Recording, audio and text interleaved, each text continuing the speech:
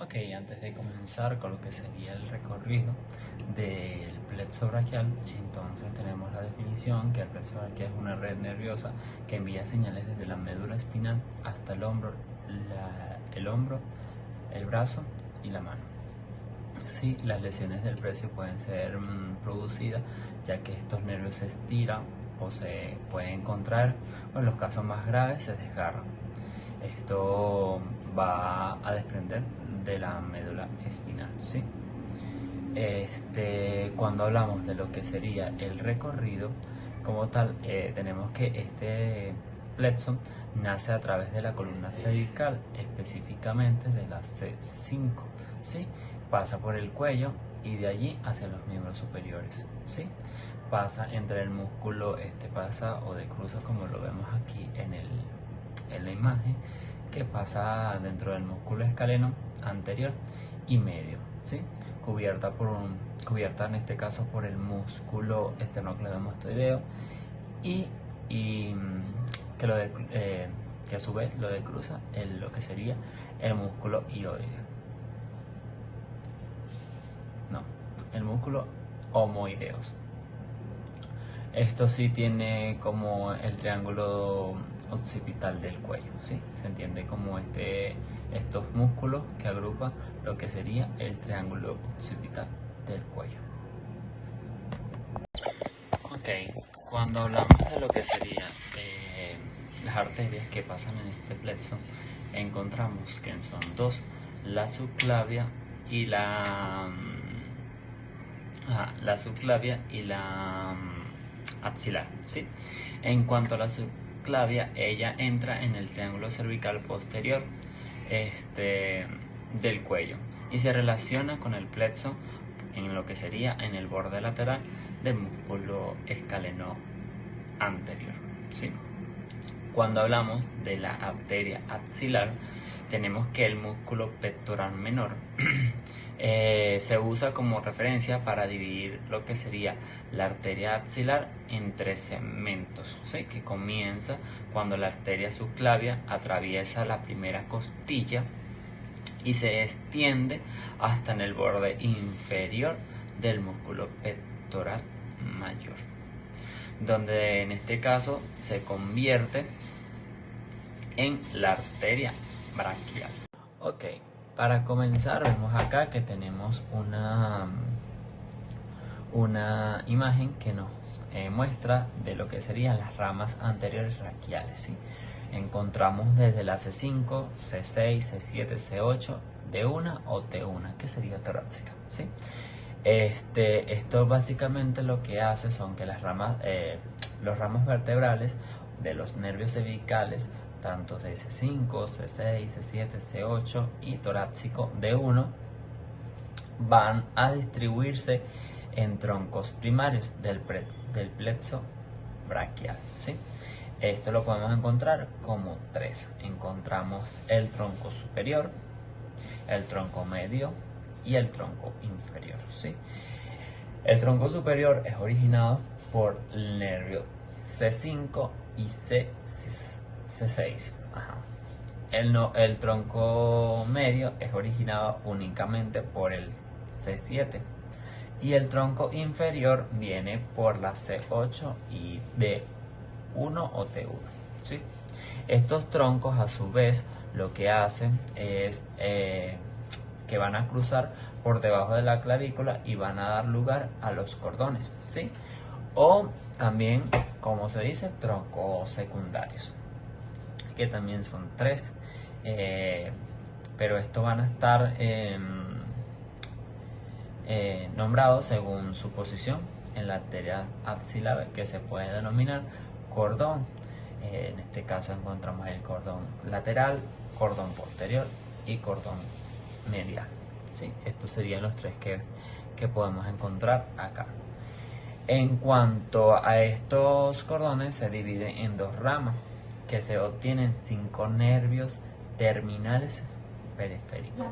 Esos nervios periféricos los denominamos como nervio mediano, nervio cubital, nervio musculocutáneo nervio radial y el nervio circunflejo o axilar, ¿sí? Entonces encontramos que el nervio mediano es denominado de los cordones laterales y mediales, como lo podemos apreciar a ver aquí en la imagen. El nervio cubital es únicamente del cordón medial, ¿sí? En cuanto al nervio musculocutáneo, los cordones laterales insertan el coracobraquial y el bíceps, ¿sí? Y el nervio flexor del antebrazo por autonomasia. En cuanto al nervio radial, tenemos que el cordón posterior tiene un recorrido posterior en el antebrazo y en el brazo. Ok, para seguir la lámina anterior me había faltado explicar lo que sería el nervio circunflejo o axilar, ¿sí? El cordón posterior inerva lo que sería el deltoide por la raíz del C5, ¿sí? Da la vuelta por detrás de la cabeza del húmero, luego cualquier traumatismo en la misma afectación a este nervio. Lo que podemos entender, bueno, en resumen, sería los tres troncos. Encontramos el tronco superior, que es originado, como lo dije anteriormente, por la C5 y C6, que está en el cordón lateral, ¿sí? El nervio musculocutáneo, lo que da origen es a la flexión, o bueno, su función es a la flexión del antebrazo, ¿sí? Y en las ramas de la formación en el nervio mediano, ¿ok? Encontramos también lo que sería el tronco medio, que es originado únicamente por la C7, que es el cordón posterior, que es inervado por el nervio radial. Entonces, en este caso, como su función es la extensión del brazo, ¿sí? Y el circunflejo. Entonces, por último, encontramos lo que sería el tronco inferior, ¿sí? Este es originado por la C8 y T1 o D1, y el cordón es el cordón medial, ¿sí? El nervio es el nervio cubital y la rama para el nervio mediano. Ok, cuando hablamos para seguir hablando de las ramas del plexo braquial, encontramos en ellas las ramas anteriores raquídeas, ¿sí? Que encontramos tres. Podemos encontrar la rama escalénica y larga del cuello. También está el nervio torácico largo, que va de la C5, C6 y C7 por el músculo serrato mayor. Y también encontramos el nervio escapular dorsal desde la C5, ¿sí? Esto va a estar por el músculo romboides. En cuanto a los troncos primarios, encontramos que son dos: el nervio subclavio y el nervio supraescapular. Cuanto al nervio subescapular, encontramos que de la C5 hasta la C6 por los músculos supraespinoso e infraespinoso. Y cuando hablamos del nervio del subclavio, tenemos que es de la C5, y este va a estar por el músculo subclavio y de las ramas, bueno, y de la rama del nervio frénico, ¿sí? Del diafragma. Cuando nos vamos a la división de los troncos primarios, los encontramos sin ramas. Ok, cuando hablamos de las ramas, que ya lo vimos en la diapositiva anterior, en esta diapositiva podemos encontrar lo que serían los troncos secundarios, ¿sí? En este caso vamos a encontrar el anteroexterno lateral, ¿sí? En los troncos secundarios podemos ver que de los músculos encontramos lo que sería el pectoral mayor, que este va a estar desde la C5 hasta la C7. El músculo cutáneo, igualmente desde la C5 hasta la C7. Este va a estar por el músculo coracobraquial, el bíceps y el bíceps anterior, ¿sí? El braquial anterior, perdón. Bíceps y el braquial anterior. y la raíz externa del mediano, que de igual manera va a ser desde la C5 hasta la C7. Cuando nos vamos al posterior encontramos lo que sería el subescapular superior, mediano y inferior, ¿sí? Este va a estar desde la C5 hasta la C8, ¿sí? Esto es por el músculo subescapular, el músculo dorsal ancho y el músculo redondo redondo mayor. El circunflejo o axilar lo encontramos desde la C5 hasta la C6, ¿sí? por el músculo, deltoides y el redondo menor, ¿sí? Cuando hablamos del radial es de la C5 hasta la D1, ¿sí? Y este va a estar por el músculo posterior del antebrazo. Ok, y para finalizar lo que sería el plexo braquial, encontramos sus últimas ramas, que sería la anterointerna o medial, ¿sí? Que en este caso es el cubital C7-AD1, ¿sí? Del nervio, en este caso, de los músculos del antebrazo, ¿sí? También la mayoría de los músculos de la mano. También encontramos lo que sería la raíz interna del mediano, ¿sí? Desde la C8 a la D1. Y por los músculos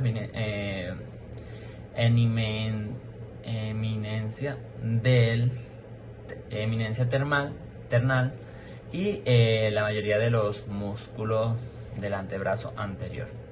También encontramos lo que sería el pectoral mayor desde la C8 a la D1, el cutáneo anterobraquial medial desde la C8 a la D1.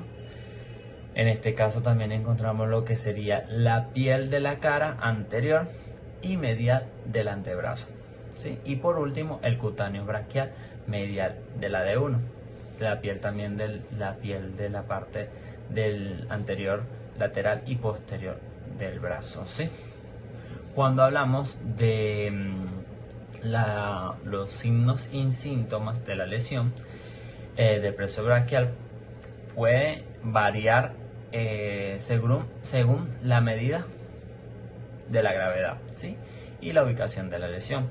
Por lo general se ve afectado en la gran mayoría de los casos el brazo, ¿sí? Las lesiones de menor gravedad, los daños menores que suelen producirse durante un deporte de contacto, como por ejemplo puede ser el fútbol americano o la lucha, ¿sí?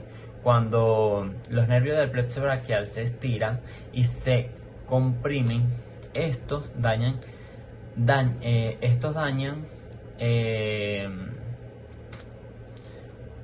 se conocen como aguijones o quemazones, que pueden producir los siguientes síntomas: una sensibilidad parecida a una descarga eléctrica, a una sensación de ardor que se extiende por todo el brazo, ¿sí? Y también encontramos otro de los síntomas como más frecuentes que suele pasar, es el entumecimiento y la debilidad del brazo, ¿sí? Estos síntomas suelen durar solo algunos segundos o minutos, pero en algunas personas puede estar permanente por varios días. Parálisis totales. Tenemos que el plexo braquial es una red de nervios que envía señales desde la médula espinal hasta el hombro, el brazo y la mano. Las lesiones del plexo braquial se producen cuando estos nervios se estiran, se comprimen o en los casos más graves se desgarran o se desprenden de la médula espinal. Etiología. Las lesiones del plexo braquial pueden ser el resultado de una variedad de causas que incluyen lesiones abiertas y cerradas, heridas por arma de fuego, irradiación y traumatismos causados por vehículos motorizados. A la hora del parto, los nervios del plexo braquial se pueden ver afectados debido a la compresión dentro del útero de la madre o durante un parto difícil. La lesión puede ser causada por tracción de la cabeza y el cuello del bebé hacia el lado o a medida que los hombros están atravesando el canal de parto, donde también vamos a tener que los hombros del bebé se pueden estirar durante un parto en donde la cabeza sale antes, y por último la presión sobre los brazos levantados del bebé durante un parto de nalgas donde salen primero los pies. Fisiopatología. Las lesiones cerradas producen la mayoría de los casos y pueden ser el resultado de una tracción, compresión o de una tracción y compresión combinadas. La tracción en el plexo braquial ocurre cuando la cabeza y el cuello se mueven en una dirección lateral alejándose del hombro, donde, debido a que el plexo braquial está sujeto por la clavícula y a los músculos escaneros, el movimiento contundente del cuello hacia un lado con frecuencia produce una lesión por tracción en el plexo braquial superior C5 o C6. La tracción del plexo braquial también puede ocurrir debido al movimiento del brazo a medida que se levanta el brazo pasando por los límites de la cabeza, produciéndose así una tracción del plexo braquial inferior C8-T1. Clínica. En el caso de los adultos vamos a encontrar una sensación parecida a una descarga eléctrica a lo largo del recorrido del brazo, al igual que en lo que es el entumecimiento, la debilidad y una falta de movimiento en la extremidad. En el caso del recién nacido va a ver se va a encontrar la falta de movimiento en la parte superior o inferior del brazo. Vamos a encontrar que se va a ver ausente el reflejo del moro y va a haber una disminución del agarre en el lado afectado según el sitio de la lesión.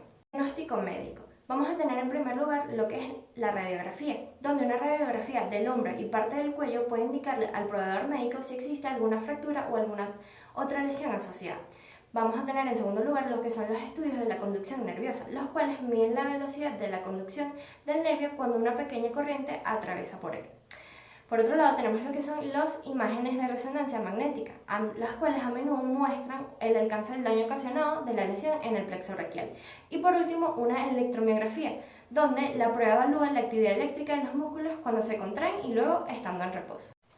Valoración fisioterapéutica. La parálisis del plexo braquial en el neonato suele diagnosticarse poco después del nacimiento, debido a la falta de movimiento del hombro, codo, muñeca y los dedos del bebé.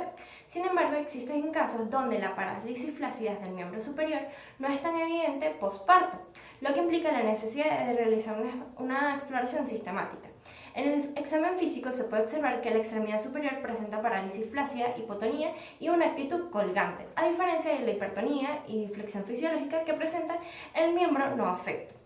Es importante la realización de un examen muscular analítico a partir de las 48 horas para descartar posibles variaciones en cuanto al cuadro clínico del paciente, en el que se va a valorar la movilidad espontánea o provocada a través de estímulos táctiles, así como los reflejos normales que están presentes al nacer, como lo son el reflejo del moro, de prensión y el tónico asimétrico. En el caso del adulto nos vamos a centrar en valorar lo que es la movilidad, la sensibilidad, la fuerza muscular y lo que son los reflejos, el bicipital, tricipital y el flexor de los dedos. Lesiones tipo remake. Es una alteración de la raíz C7 o tronco medio. Se ven afectados los músculos tríceps, extensores y flexores de la muñeca. Como etiología, tenemos que se dan por tumores o lesiones abiertas. En su fisiopatología no son comunes y mayormente se dan acompañadas de lesiones tipo Herb Duchenne. Se dan por tracciones con el brazo en abducción en 90 grados o eliminando la conducción del nervio. Signos: parálisis en extensores del codo, muñeca y dedos, excepto el supinador largo que sea ileso. Mano cuelga en cuello de cisne y tricipital abolido. Como síntomas tenemos que produce una anestesia en la zona dorsal central, en el antebrazo y en mano. Diagnóstico médico: resonancia magnética y estudios en la conducción nerviosa. En el diagnóstico fisioterapéutico hacemos una observación del miembro superior, un balance articular valorando la calidad y la cantidad del movimiento. Se evalúa la distribución del dermatoma C7 y la valoración del reflejo tricipital. Parálisis parcial de Denyer-Kruger. Este es un tipo de parálisis donde se implica la musculatura flexora del antebrazo y de la mano. Esto es a causa de una lesión que ocurre en los nervios de C8 y T1 en sus troncos inferiores. Este tipo de parálisis se caracteriza por afectar mayormente a neonatos con partos distocios o a personas adultas que hayan sufrido algún tipo de fractura. En su etiología, como lo mencioné anteriormente, encontramos traumatismos directos como caídas, partos complicados, estos que pueden ocasionar como síndrome de Horner, que es una lesión oculosimpática o puede ser ocasionado también por una neuropraxia. En la clínica encontraremos signos como la afectación de los músculos intrínsecos de la mano y los músculos flexores de la muñeca y de los dedos. También encontraremos la mano en guerra, la ausencia del reflejo del moro y el síndrome de Horner, aparte de encontrar el trofismo muscular. Posterior a esto, también encontramos los síntomas, que son la hipoestesia en el borde interno de la mano y el antebrazo, la pérdida de sensibilidad propioceptiva, la asterognosia, el dolor neuroálgico, las contracturas por la falta de movilidad en el miembro, el trofismo cutáneo, la disminución de la sudoración y la disminución del retorno venoso. Esto posteriormente ocasionará edema.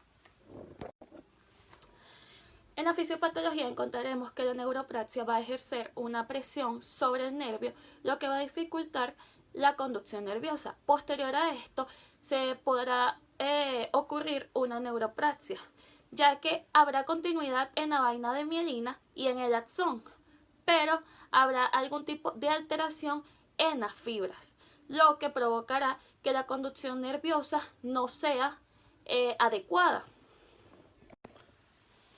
En la valoración encontramos o debemos realizar una valoración global del comportamiento del miembro superior. Posterior a esto debemos realizar una prueba para valorar los dermatomas de C8 a T1. También debemos valorar lo que viene siendo fuerza muscular y movilidad articular. Y valorar la parte de los reflejos, como por ejemplo valorar el reflejo del moro, que es uno de los reflejos que nos puede dar a nosotros como fisioterapeutas un indicio de que nuestro paciente puede estar sufriendo o padeciendo de esta parálisis.